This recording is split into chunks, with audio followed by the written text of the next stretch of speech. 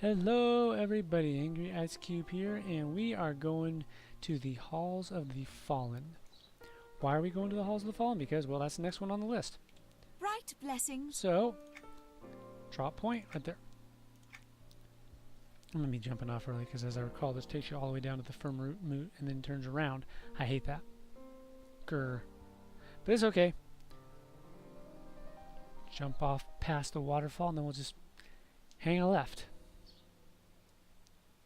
As Vanilla Ice would say, we'll bust a left and we'll head onto the next block.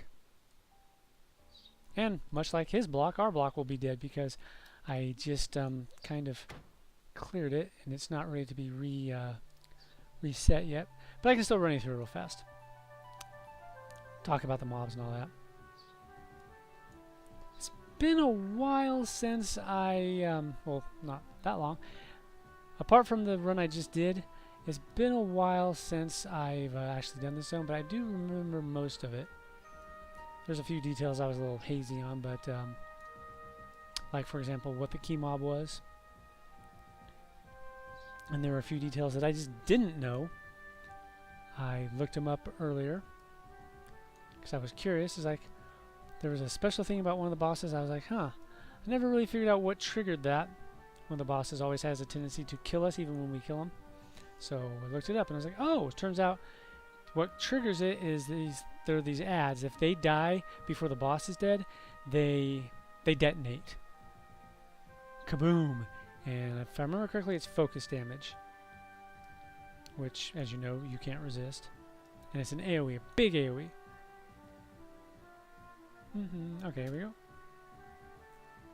Once again, the Thylosians are over on this side.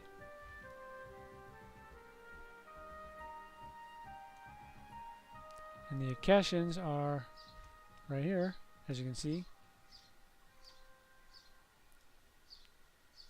Alright, so Halls of the Fallen. Not too tough, although there is a point of no return. You need to be aware of that when you go in. Once you reach the point of no return, once you jump down there, unless you have a call or an evac, you're not getting back up to the entryway. So keep that in mind.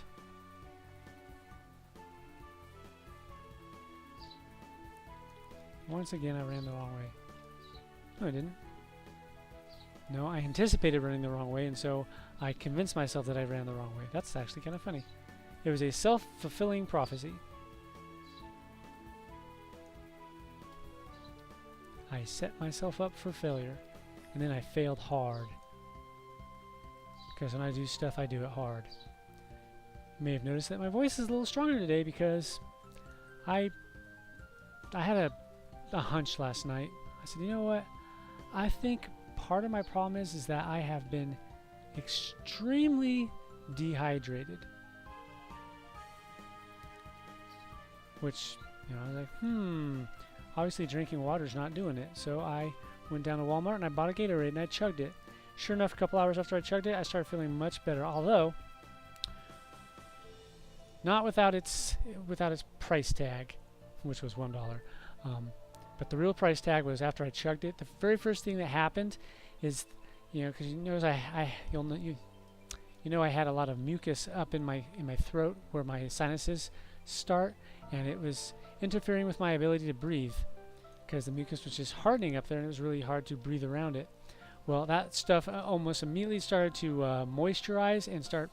I kind of got a reverse runny nose, I guess you call it. I had to start hawking and spitting into the sink so that I wouldn't drown in it. But once I got a lot of that crap out, it was like poof. I realized I can actually kind of talk now. I was like, whoa. And then today I woke up and I was still feeling okay, and I was like, all right. But then I got some salt and some sugar, and I made some rehydration drink. My very own rehydration magic elixir. It's half a teaspoon of salt, iodized salt, and 6 teaspoons of sugar mixed into water. And then I drank a glass promptly because, yay. Problem is, I've been drinking things like fruit juice and whatnot to rehydrate myself, but I was doing a little research on what to drink when you're dehydrated, and one of the medical sites once said that actually that won't work because the sugars interfere with the electrolytes that you've lost. It's like, oh, well, okay, let's try it. And apparently they were onto something because I'm feeling a lot better today. And of course there was my cardboard elixir. Remember the aloe vera stuff that tastes like cardboard? I'm still drinking that. Although I'm taking smaller doses. A little bit here, a little bit there. Okay, let's look at Guck. Come in, run down here. Undead frogloks everywhere. Okay, the first thing you do when you come in here, you come into this room. This room is important because you have to unlock these gates. There's a gate over there, a portcullis that is shut. And you have to unlock it by going down here. And you run up to this thing here, and you grab some of this fungus. Gather fungus. There's also a boss right here.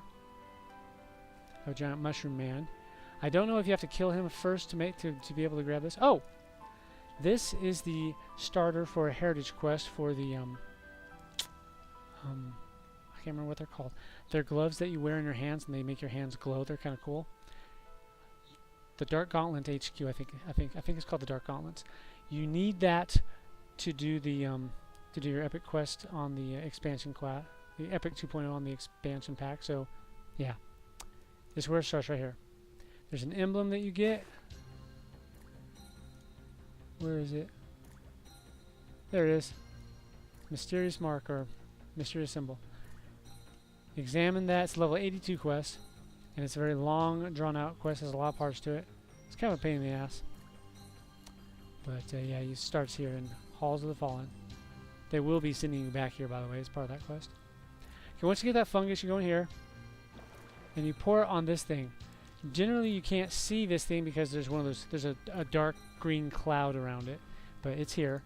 And you pour the fungus on it. And when you do, it's going to tell you you hear something clanking. No, you hear some viscous slime or something like that. Maybe it will. Does this say it?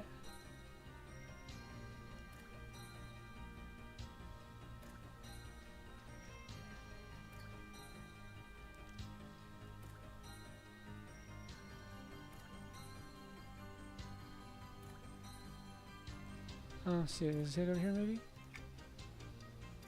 No. Damn. Well, poo. Anyways, it says something like you hear like viscous slime dripping or whatnot. That's your queue. This is now open. Now there's another one of these portcullises over there, but to get it you have to go in here and fight a boss. No big deal. She's already dead, mind you, but I can still tell you about her. She's in this room and she's right across the way right there. She has ads. She calls them in during the fight. Unfortunately, I don't remember what else she did.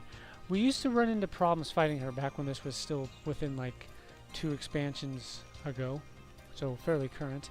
She gave us trouble. Now, generally in the Shadow Odyssey zones like this, when we had trouble, it was a matter of knockbacks or knockbacks or ads interfering with the healer casting a heal. I can't remember if she had knockbacks or maybe it was charms. Fears perhaps. But she did something and it was getting us killed because we needed a heal and we weren't getting it. Not the healer's fault. Although at the time I had no problem telling the healer that it was her fault because that's what I did. I even had a handy little macro that I would click that says, in situations like this one, I like to blame the healer. Which usually got me a hearty fuck you in response. Yep. So anyways, see these spirit remains, that's part of that heritage quest, but there is a little idol, little idol that you have to pick up from right here after you kill her. Because there's I believe there's a gate behind her that opens up when she dies. And then you can grab the idol. And then you can go all the way over here where the shard mob is, which is interesting because I did not know which mob was the key mob until I ran it earlier. I looked on the map. I was like, oh, I'd never known that. According to the map, it's right across here where this idol's going. You'll be able to see the idol, I think, but you won't be able to place it because I already placed it. Well, you won't be able to place it because you're not here. Yeah, see this little idol right there? You put it on top of this. It's one of those pick it up and move it ones, so it'll be green and you can click it. Boop. Okay, so according to the map, it's key mobs over here. but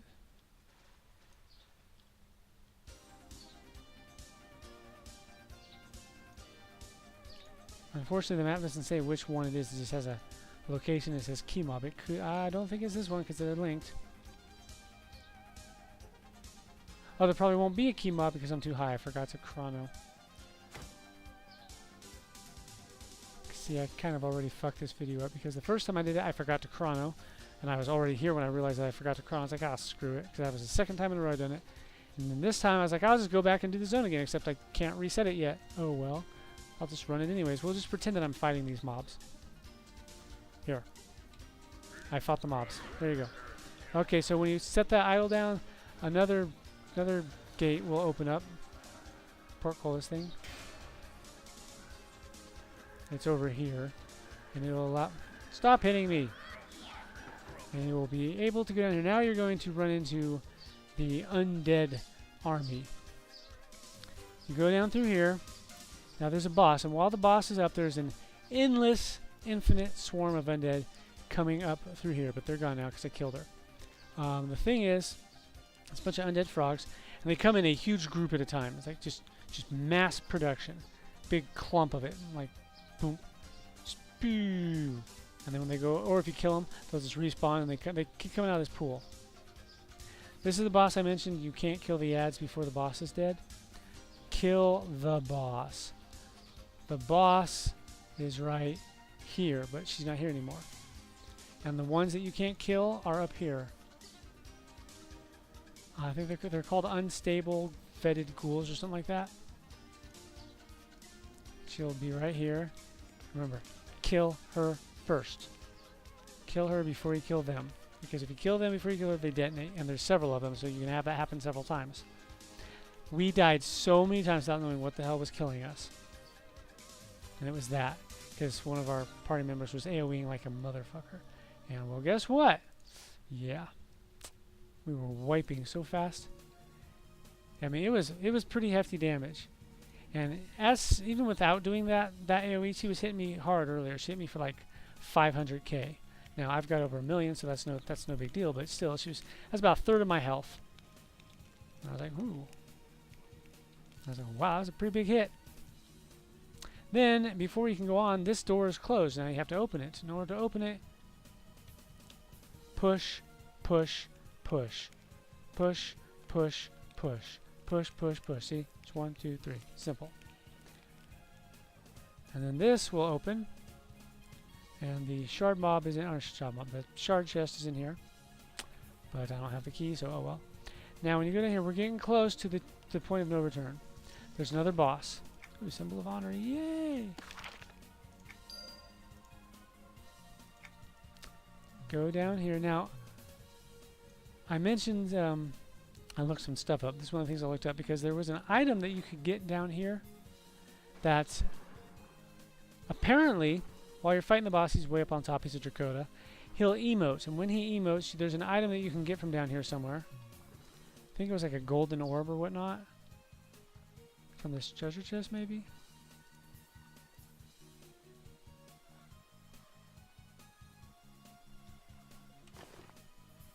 I opened it, but did I get anything? Oh, yeah, shiny golden trinket. Applies gold lust when activated, inflicts 44 heat damage on target. Charges unlimited, below anything, okay. But apparently you don't actually have to equip it. Supposedly you use this when he emotes. That being said, in all the times I fought this boss, this has never been necessary. I didn't even know this existed until I looked it up earlier today. So I don't know how crucial this is. I didn't even use it earlier. So I don't know how important it is. This boss being a Dracota, he can fear you. And he's got knockbacks. He has an emote that he does. I think it's a big heat damage emote. I'm not sure. Because he didn't get to use it on me this time. And it's been years since I fought this guy the last time. He's over here. Let's move right here in the middle.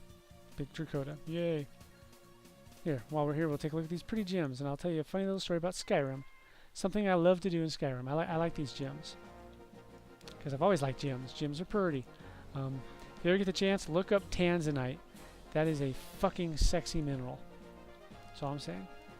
I mean, if you could like pornography a mineral, you get tanzanite. That's just how it is. Sexy mineral, I love it. I really wish I could get a piece of it. It's only found in one place on Earth, so I'm not likely to go out and find any. Anyways, after you kill this guy, you're at the point of no return. You go over here, doopy doopy doopy doopy doo. We're over here, doopy doopy doopy doopy doo, and jump down there. Remember that darkening cloud I mentioned in the beginning? This is the same type of cloud. See, there's no way you're going to see that little pedestal. The one in the beginning disappeared for some reason. This one didn't. But you're going to jump down. There's water at the bottom, so don't worry. But this is a one-way trip. There's no way back up. So once you do this, point of no return. Unless you got evac or you can call to a friend or whatnot. Splish. See? I didn't kill this guy. Guys, he wasn't fucked with me, so I didn't fuck with him. He's my new best friend. Dude, that guild is trolling. Alright, so now this part, you have to put bodies on slabs and burn them. Froglok bodies. I don't know if you have to kill enemies to make the body spawn. I don't... Ooh. This is the house item. It's a plant. I'll take it, just because I can. Behold. It's a little fern shrubbery thing. The first body was over here. It's lying here. Again, I don't know if they're already lying here or if you spawn them by killing enemies. I actually killed a bunch of the undead frogloks. And then I came around this corner and killed some more, and it was there. It was already there when I came around the corner, though. I just hadn't noticed it. But anyways, there, again, move items. You just right-click and move. And what you do, you go over to these slabs. See, there's the body. And you wait a few seconds after you place it, it catches on fire. This opens grates. You will have to open these grates in order to advance. One grate's here. And there was a body right over here. And there's the slab. I think they're already lying on the floor. Because I remember correctly, I think this one was already lying on the floor when I got it. And I'm pretty damn sure this one was. No, this one definitely was. I didn't bother killing any of the mobs. They're still here. There's a body lying right here. I picked it up. You put it on this one. It spawns a boss. The boss will appear right here. I don't know anything special about this boss. I never had a problem with him ever in the past. Didn't have a problem with him today. Well, better not. I'm level 100, but he exploded when I looked at him cross-eyed. Opens up a gate. This one right here. This is the final boss room. The Shin Lord. He has a little deal. It's no threat at my level because I hit him and killed him on the first hit. If you can one-shot him, it's no problem. But if you're going in here at a appropriate level, keep in mind he will summon adds. That's not the big deal. The big deal is every 20% he does this, and this includes on the first hit when you first pull him. When he's at 100% health, he will do this. He starts off at 100% health, which is a multiple of 20. So he does it on the pull. He does it every 20% thereafter until he's dead. It's a power drain. I think it's a health and power drain. I don't remember how bad it was. I mean, no, actually that's not true. I remember that it was bad enough that it was something for me to remember, but I don't remember if it was like a game breaker. Honestly, I can't recall if we hit a brick wall on this guy or not, but he's standing right here. Like I said, he'll pull in adds. I don't think he pulls in adds right away. I think he pulls in adds after a certain amount of time. So if you can kill him before that, you don't have to worry about him. And that's Guk. Halls of the Fallen. And then if for some reason you want to go up here, there are quests you can get in the firm root that will have you clicking on things in this zone. And I think one of them will take you up here to the top. That's how you get there. Yay. Woohoo, exciting. So let's do this. Oh my gosh, no!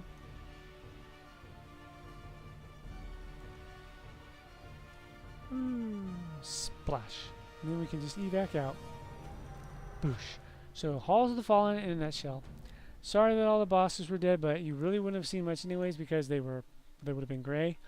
And they would have died with one hit anyhow. So, this way, I still took you to all the different rooms, remember. Mushroom boss. The I don't really know what to call her, but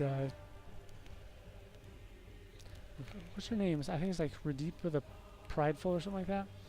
And then there's this one, the Ever-Living. Froppet the Ever-Living. Molinap the Destructor. And then there's this guy. Zoom in and I can actually see the X. A Ghoul Usurper. Remember, place the body on the slab and it pops him. And then the Shin Lord. Lord Kerpep the Shin Lord. And oh, those infinite undead, they will come up this pathway, but they'll also come this pathway. So don't think that you can just bypass them, because you're probably going to have to fight a group of them. And it does not take long for the first group to go up this stair and turn and go that way before the second group respawns and comes through. So keep that in mind. Anything else I'm forgetting? No, I think that's pretty much it. Very straightforward. Not too difficult. Remember, there's a chest down here with the item that you need for this guy. I've never actually needed it though, so I don't know how important it is.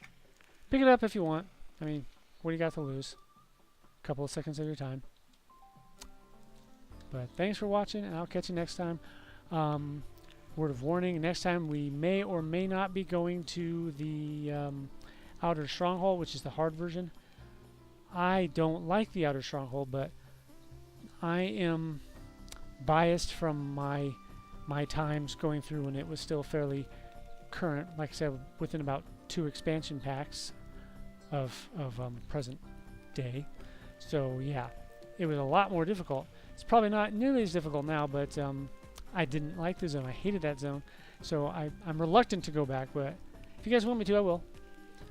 There's still a few other zones, although we are starting to exhaust our supply of zones that we haven't done, so that's cool. Can't do the ones in the expansion because I don't have the expansion. And current zones, quite frankly, I'm not quite geared enough to do them. They will probably kill me. But I can still give it a shot. So anyhow, thanks for watching. I'll catch you guys later. So take care of yourselves all. See you next time.